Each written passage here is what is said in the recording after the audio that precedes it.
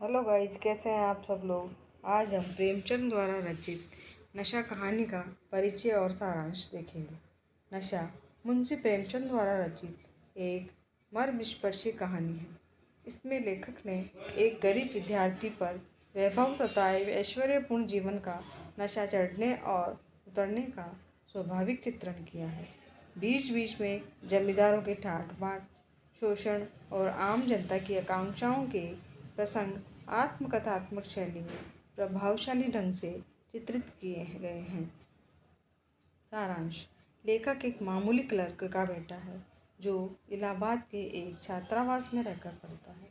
इसके साथ ईश्वरी नामक एक बड़े जमींदार का लड़का भी पढ़ता है।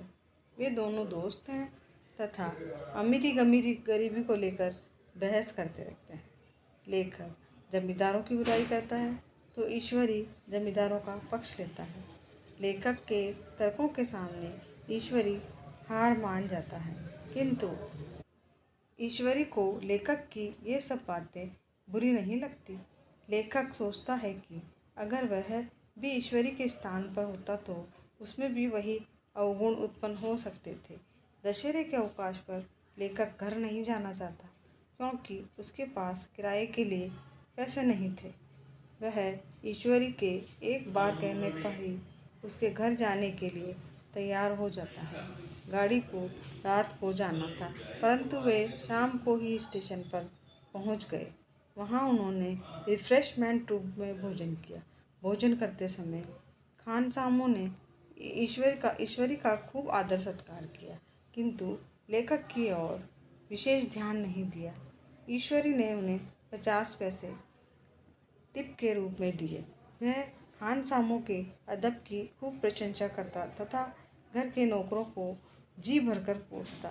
इस पर लेखक ईश्वरी से कहता है, यदि आप उन्हें भी 8 आने टिप दे देते तो वे भी ऐसा ही करेंगे। गाड़ी आ गई। वे एक दूसरे दर्जे में बैठे। लेखक ने ऐसे सुखद सफ़र का आनंद प्रथम बार उठाया था।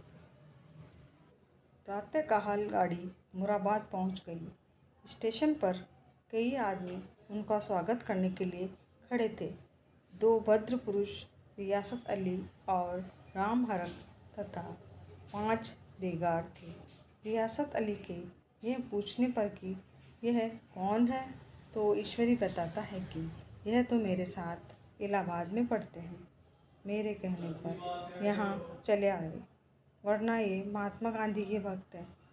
वैसे बड़े राजा हैं। 2.5 लाख रुपए की रियासत है। लेखक को अपनी यह झूठी प्रशंसा हास्यास्पद लग रही थी। बेगार उनके लिए घोड़े लाए थे। वे दोनों घोड़ों पर सवार हो गए। अंततः ईश्वरी का राजा आ गया। घर क्या था मानो निकला था। ईश्वरी ने लेखक का परिचय एक अमीर व्यक्ति के रूप में करवाया। थोड़ी देर में नाई उनके पांव दबाने लगे। लेखक के लिए यह प्रथम अवसर था जब उसके पांव दबाए जा रहे थे। फिर भोजन का बुलावा आया। दोनों ने स्नान किया। वह धोती स्वयं धोता था, परंतु आज उसने वहीं छोड़ दी। लेखक ने सोचा था कि देहात में जाकर खूब पढ़ेंगे, लेकिन यहाँ तो सारा समय सैर सपाटे और खेल तमाशों में ही बीत जाता है। यहाँ जुबान हिलाने की जरूरत नहीं थी। सभी चीज़ें समय पर हाजिर हो जाती थी। नहलाने के लिए नौकर, लेटे तो पंखा करने वाले अलग से, नाश्ते में जरा सी भी देर नहीं। इस प्रकार लेखक ईश्वरी से भी ज़्यादा नाजुक मिजाज का बन गया। एक दिन लेखक को नींद आ रही थी, परंतु नौकर बिस्तर लगाने न आया तो लेखक ने उसे खूब डांटा। इसी प्रकार शाम को लैंप जलाने में ज़रा देरी होने पर रियासत अली की खूब खिंचाई की। वहाँ एक ठाकुरी था जो गांधी जी का परम भक्त था। उसे भी लेखक ने झांसा दिया कि जब स्वराज्य आने पर जमींदारी खत्म हो जाएगी तब वह उसे अपना ड्राइवर नियुक्त कर लेगा।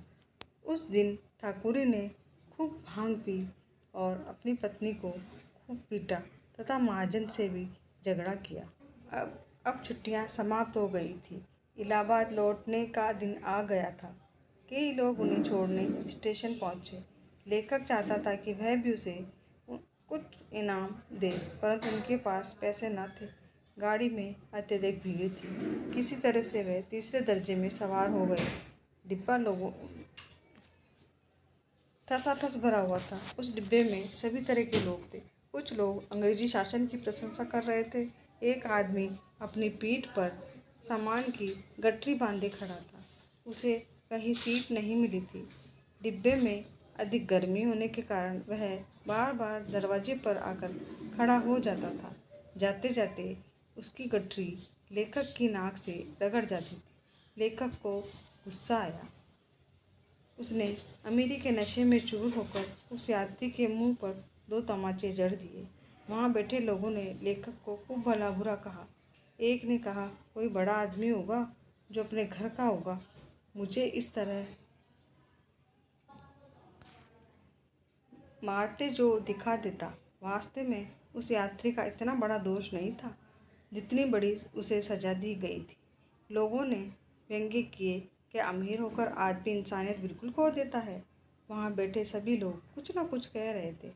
तभी ईश्वरी ने अंग्रेजी में लेखक को फटकारते हुए कहा, तुम कैसे मूर्ख हो श्रीमान। अब लेखक को अपना नशा उतरता हुआ अनुभव हो रहा था।